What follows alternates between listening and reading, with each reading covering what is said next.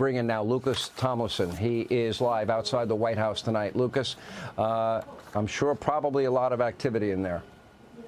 There's no question, Sean. We're about 45 minutes away from President Trump addressing the nation from the White House after those unprecedented strikes against Iran's nuclear enrichment sites, 3 in all in Isfahan, Fordow, and Natanz. And you mentioned the 6 bunker-busting bombs, Sean, that the president told you about. That means 3 B-2 bombers were involved in the strikes tonight because each B-2 bomber can only carry 2 of those 15-ton bunker-busting bombs. So that means 3 B-2 bombers were involved. And as we heard from Jennifer's reporting, it's likely deception was involved. Everyone woke up this morning to chatter about these 6 B-2 bombers flying west over the Pacific, refueling over Hawaii at about 11 p.m. But it's clear now that those were decoys and that another flight of B-2s flew east, likely 3 of them. When you said 6 bunker-busting bombs were dropped, that flight that went east went to the target and annihilated Fordow, as we're hearing, likely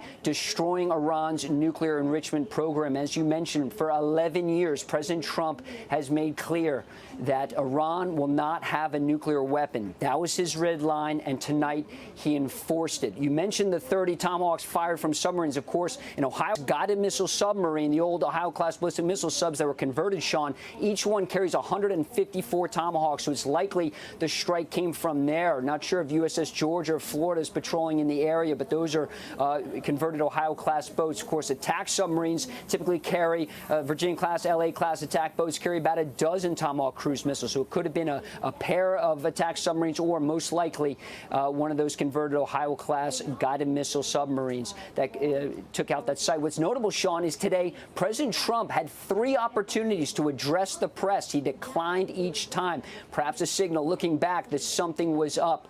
And of course, he always speaks to the press. And also, let's not forget, just a few days ago on Thursday in the White House, Caroline Leavitt at the podium said she had a message from President Trump. She said that a decision on Iran will be made within 2 weeks. And now it is very clear. There's a lot of emphasis on the word within because we're now just 2 days since that statement.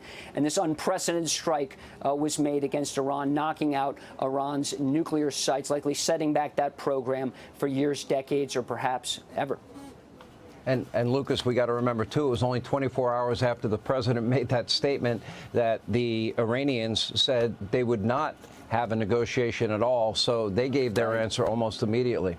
Hey, Sean Hannity here. Hey, click here to subscribe and catch our hottest interviews and most compelling analysis. You will not get it anywhere else.